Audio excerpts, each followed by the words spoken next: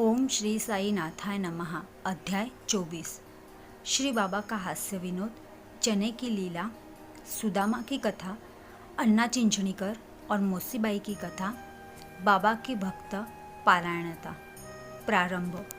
अगले अध्याय में अमुक अमुक विषयों का वर्णन होगा, ऐसा कहना एक प्रकार का अहंकार ही है। जब तक अहंकार गुरु चरणों में अर्पित न कर दिया जाए तब तक सत्य स्वरूप की प्राप्ति संभव नहीं। यदि हम निरभिमान हो जाए तो सफलता प्राप्त होना निश्चित ही है। श्री साईं बाबा की भक्ति करने से ऐहिक तथा आध्यात्मिक दोनों पदार्थों की प्राप्ति होती है और हम अपनी मूल प्रकृति के स्थिरता कर प्राप्त कर शांति और सुख के अधिकारी बन जाते हैं। अतः मुमुक्षुओं को चाहिए कि वे आदर सहित श्री साईं बाबा की लीलाओं का श्रवण कर उनका मनन करें। यदि वे इस प्रकार प्रयत्न करते रहेंगे तो उन्हें अपने जीवन ध्येय तथा परमानंद की सहज ही प्राप्ति हो जाएगी। प्राय सभी लोगों को हास्य प्रिय होता है, परंतु हास्य का पात्र स्वयं कोई नहीं बनना चाहता। इस विषय में बाबा की पद्धति भी विचित्र थी। जब वह भावनापूर्ण होती तो अति मनोरंजक तथा शिक्षाप्रद होती थी। इसलिए भक्तों को यदि स्वयं हास्य का पात्र बनना भी पड़ता तो उन्हें उसमें कोई आपत्ति न थी। श्री हेमाड़ पंत भी ऐसा एक अपना ही उदाहरण प्रस्तुत करते हैं। चना लीला। शिरडी में बाजार प्रति रविवार को लगता है। निकटवर्ती ग्राम से लोग आकर वहां रास्ते पर दुकानें लगाते और सौदा बेचते हैं। मध्याह्न के समय मस्जिद लोगों से ठसाठस भर जाया करती थी, परंतु इतवार के दिन तो लोगों की इतनी अधिक भीड़ होती कि प्राय दम ही घुटने लगता था। ऐसे ही एक रविवार के दिन श्री हेमाड़ पंत बाबा की चरण सेवा कर रहे थे। श्यामा बाबा के भाई और वामनराव बाबा के दाहिने ओर बैठे थे।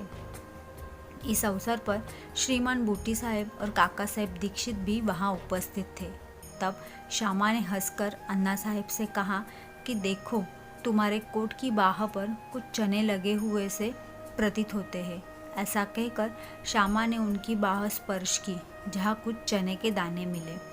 जब हेमाड़ पंत ने अपनी बाई कोहनी सीधी की तो चने के कुछ दाने लुढ़क कर नीचे गिर पड़े, जो उपस्थित लोगों के बीन कर उठाए। भक्तों को तो हास्य का विषय मिल गया और सभी आश्चर्यचकित होकर भांति भांति के अनुमान लगाने लगे, परंतु कोई भी यह न जान सका कि ये चने के दाने वहाँ आए कहाँ से और इतने समय तक उसमें कैसे रहे। इसका संतोषप्रद उत्तर किसी के पास न था, परंतु इस रहस्य का भेद जानने को प्रत्येक उत्सुक था। तब बाबा कहने लगे कि इन महाशय अन्ना साहेब को एकांत में खाने की बुरी आदत है। आज बाजार का दिन है और ये चने चबाते हुए ही यहाँ आए हैं। मैं तो इनकी आदतों से भली भांति परिचित हूँ और ये चने हूँ और कथन की सत्यता के प्रमाण हैं। इसमें आश्चर्य की बात ही क्या है। हेमाड़ पंत बोले कि बाबा, मुझे कभी भी एकांत में खाने की आदत नहीं है, फिर इस प्रकार मुझ पर दोषारोपण क्यों करते हैं। अभी तक मैंने शिरडी के बाजार के दर्शन भी नहीं किए तथा आज के दिन तो मैं भूल कर भी बाजार नहीं गया। फिर आप ही बताइए, मैं ये चने भला कैसे खरीदता, और जब मैंने खरीदे ही नहीं तब उसके खाने की बात तो दूर की ही है। भोजन के समय भी जो मेरे निकट होते हैं उन्हें उनका उचित भाग दिए बिना मैं कभी ग्रहण नहीं करता। बाबा, तुम्हारा कथन सत्य है, परंतु जब तुम्हारे समीप ही कोई न हो तो तुम या हम क्या कर सकते हैं। अच्छा बताओ, क्या भोजन करने से पूर्व तुम्हें कभी मेरी स्मृति भी आती है? क्या मैं सदैव तुम्हारे साथ नहीं हूँ? फिर क्या तुम पहले मुझे ही अर्पण कर भोजन किया करते हो? शिक्षा। इस घटना द्वारा बाबा का शिक्षा प्रदान कर रहे हैं। थोड़ा इस ओर ध्यान देने की आवश्यकता है। इसका सारांश यह है कि इंद्रियां, मन और बुद्धि द्वारा पदार्थों का रसास्वादन करने के पूर्व बाबा का स्मरण करना चाहिए। उनका स्मरण ही अर्पण की एक विधि है। इंद्रिया विषय पदार्थों की चिंता किए बिना नहीं रह सकती। इन पदार्थों का उपभोग से पूर्व ईर्ष्यारोपण कर देने से उनकी आसक्ति स्वभावतः नष्ट हो जाती है। इस प्रकार समस्त इच्छाएं, क्रोध और तृष्णा आदि क्रूर प्रवृत्तियों को प्रथम ईश्वरार्पण कर गुरु की ओर मोड़ देना चाहिए। यदि इसका नित्याभ्यास किया जाए तो परमेश्वर तुम्हें कृत्यों के दमन में सहायक होंगे। विषय के रसाद्वान उपस्थिति का ध्यान अवश्य रखना चाहिए। तब विषय उपभोग के उपयुक्त है या नहीं यह प्रश्न उपस्थित हो जाएगा और तब अनुचित विषय का त्याग करना ही पड़ेगा। इस प्रकार कुप्रवृत्तियाँ दूर हो जाएगी और आचरण में सुधार होगा। इसके फलस्वरूप गुरु प्रेम में वृद्धि होकर शुद्ध ज्ञान की प्राप्ति होगी। जब इस प्रकार ज्ञान की वृद्धि होती है तो दैहिक बुद्धि नष्ट होकर चैतन्य घन में लीन हो जाती है। वस्तुतः गुरु और ईश्वर में कोई पृथकत्व नहीं है और जो उन्हें भिन्न समझता है वह तो केवल अज्ञानी है तथा उसे ईश्वर दर्शन होना ही दुर्लभ है। इसलिए समस्त भेदभाव को भूलकर गुरु और ईश्वर को अभिन्न समझना चाहिए। इस प्रकार गुरु सेवा करने से ईश्वर कृपा प्राप्त होगी निश्चित ही है और तभी वे हमारा चित्त शुद्ध कर हमें आत्मानुभूति प्रदान करेंगे। सारांश यह है कि ईश्वर और गुरु को पहले अर्पण किए बिना हमें किसी भी इंद्रिय ग्राह्य विषय का रसास्वादन नहीं करना चाहिए। इस प्रकार अभ्यास करने से भक्ति में उत्तरोत्तर वृद्धि होगी। फिर श्री साईं बाबा की मनोहर सगुण मूर्ति सदैव आँखों के सम्मुख रखे रहेगी, जिसके भक्ति, वैराग्य और मोक्ष की प्राप्ति शीघ्र हो जाएगी। ध्यान प्रगाढ़ होने से क्षुधा और संसार में आसक्ति की विस्मृति हो जाएगी और सांसारिक विषयों का आकर्षण स्वतः नष्ट होकर चित्त को सुख और शांति प्राप्त होगी। सुदामा की कथा। उपयुक्त घटना का वर्णन करते करते हेमाड पंत को इसी प्रकार की सुदामा की कथा की याद आई जो ऊपर वर्णित नियमों की पुष्टि करती है। श्री कृष्ण अपने ज्येष्ठ भ्राता बलराम तथा अपने एक सहपाठी सुदामा के साथ संदीपनी ऋषि के आश्रम में रहकर विद्याध्ययन किया करते थे। एक बार कृष्ण और बलराम लकड़ियाँ लाने के लिए वन में गए। संदीपनी ऋषि की पत्नी ने सुदामा को भी उसी कार्य के निमित्त वन में भेजा तथा तीनों विद्यार्थियों को खाने को कुछ चने भी उन्होंने सुदामा के द्वारा भेजे। जब कृष्ण और सुदामा की भेंट हुई तो कृष्ण ने कहा, दादा मुझे थोड़ा जल दीजिए, प्यास अधिक लग रही है। सुदामा ने कहा, भूखे पेट जल पीना हानिकारक होता है, इसलिए कुछ देर विश्राम कर लो। सुदामा ने चने के संबंध में न कोई चर्चा की और न ही कोई कृष्ण को उनका भागी दिया। कृष्ण थके हुए थे तो इसलिए सुदामा की गोद में अपना सिर रखते ही प्रगाढ़ निद्रा में निमग्न हो गए।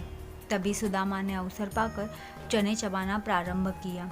इसी बीच में अचानक कृष्ण पूछ बैठे कि दादा तुम क्या खा रहे हो और यह कड़कड़ की ध्वनि कैसी हो रही है। सुदामा ने उत्तर दिया कि यह खाने को ही क्या है, मैं तो शीत से काँप रहा हूँ और इसलिए मेरे दांत कड़कड़ बज रहे हैं। देखो तो मैं अच्छी तरह से विष्णु सहस्त्रनाम भी उच्चारण नहीं कर पा रहा हूँ। यह सुनकर अंतर्यामी कृष्ण ने कहा कि दादा मैंने अभी स्वप्न में देखा कि एक व्यक्ति दूसरे की वस्तुएं खा रहा है। जब उससे इस विषय में प्रश्न किया गया तो उसने उत्तर दिया कि मैं खाक धूल ही खा रहा हूँ। तब प्रश्नकर्ता ने कहा, ऐसा ही हो दादा, यह तो केवल स्वप्न था। मुझे तो ज्ञात है कि तुम मेरे बिना अन्न का दाना भी ग्रहण नहीं करते, परंतु श्रम में वशीभूत होकर मैंने तुमसे ऐसा प्रश्न किया था। यदि सुदामा किंचित मात्र भी कृष्ण की सर्वज्ञता से परिचित होते तो वे इस भांति आचरण कभी न करते, अतः उन्हें इसका फल भोगना ही पड़ा। श्री कृष्ण के लंगोटिया मित्र होते हुए भी सुदामा को अपना शेष जीवन दरिद्री में व्यतीत करना पड़ा, परंतु केवल एक ही मुट्ठी रखे हुए चावल यानी पोहा जो उनकी स्त्री सुशीला ने अत्यंत परिश्रम से उपार्जित किए थे, भेंट करने पर श्री कृष्ण ने बहुत प्रसन्न हो गए और उन्हें उसके बदले सुवर्ण रंगनी प्रदान कर दी। जो दूसरों के दिए बिना एकांत में खाते हैं उसे इस कथा को सदैव स्मरण रखना चाहिए। श्रुति भी इस मत का प्रतिपादन करती है कि प्रथम ईश्वर को ही अर्पण करें तथा उच्चित हो जाने के उपरांत ही उसे ग्रहण करें। यही शिक्षा बाबा ने हास्य के रूप में दी है। अन्ना चिंचणीकर और मौसीबाई। अब श्री हेमाड पंत एक दूसरी हास्यपूर्ण कथा का वर्णन करते हैं जिसमें बाबा ने शांति स्थापन का कार्य है। दामोदर घनश्याम बाबरे उपनाम अन्ना चिंचनीकर बाबा के भक्त थे। वे सरल, सुदृढ़ और निर्भीक प्रवृत्ति के व्यक्ति थे। वे निडरता पूर्वक स्पष्ट भाषण करते और व्यवहार में सदैव नगद नारायण से थे। यद्यपि व्यवहारिक दृष्टि से वे रूखे और असहिष्णु प्रतीत होते थे, परंतु अंतःकरण से कपटहीन और व्यवहार कुशल थे। इसी कारण उन्हें बाबा विशेष प्रेम करते थे। सभी भक्त अपनी अपनी इच्छानुसार बाबा के अंग अंग को दबा रहे थे। बाबा का हाथ कटड़े पर रखा हुआ था। दूसरी ओर एक वृद्ध विधवा उनकी सेवा कर रही थी, जिनका नाम वेणुबाई कौलंजी था। बाबा उन्हें माँ शब्द से संबोधित करते तथा अन्य लोग उन्हें मौसीबाई कहते। वे एक शुद्ध हास्य की वृद्ध महिला थी। वे उस समय दोनों हाथों की उंगलियां मिलाकर बाबा के शरीर को मसल रही थी। जब वे बलपूर्वक उनका पेट दबाती तो पेट और पीठ प्रायः एकीकरण हो जाता। बाबा के इस दबाव के कारण यहाँ सरक रहे थे। अन्ना दूसरी ओर सेवा में व्यस्त थे।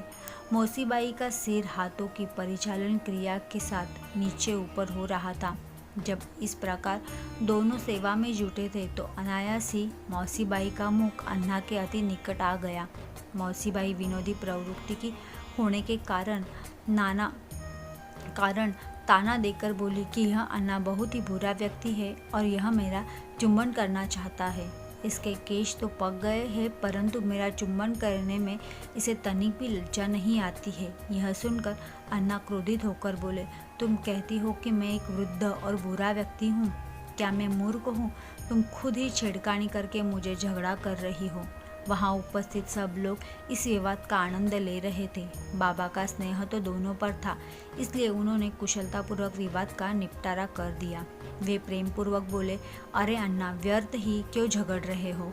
अरे समझ में नहीं आता कि माँ को चुम्बन करने में दोषी क्या है? बाबा के शब्दों को सुनकर दोनों शांत हो गए और सब उपस्थित लोग भी जी भरकर ठहाका मारकर बाबा के विनोद का आनंद लेने लगे। बाबा की भक्त परायणता।